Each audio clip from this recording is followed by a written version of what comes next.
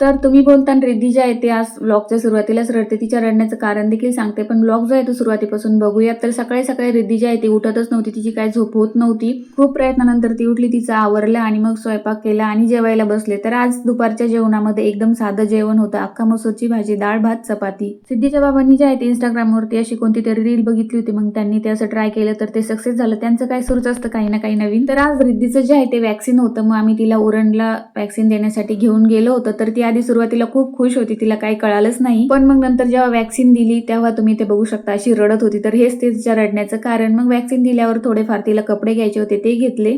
तर रिद्धी जी आहे ती वॅक्सिन दिल्यावर थोड्या वेळेस रडली. मग नंतर शांत झाली. नंतर काही तिचा पाय वगैरे दुखला नाही किंवा ताप देखील आली नाही. पेनलेस इंजेक्शन होतं हे. मग घरी आल्यावर मी सिद्धीला विचारत होते, सिद्धी तू काय खाणार, तुझ्यासाठी काय बनवू? तर बापरे, मुलांचं जे आहे ते खूपच डिमांड असतं, हे खायचं ते खायचं, म्हणजे काही लिमिटच नाही. पण मी जे आहे दोघींना शक्यतो चपाती भाजी किंवा दूध चपाती असंच खायला देते. कारण की दूध चपाती किंवा भाजी चपाती खाल्ली की जे आहे दोघी शांत अशा झोपतात, अजिबात रात्री उठत नाही. नंतर मग दोघींची जी आहे छान अशी मस्ती चालली होती. तर आजच्या व्हिडिओमध्ये एवढंच. भेटूयात लवकर पुढच्या ब्लॉग मध्ये. तोपर्यंत बाय.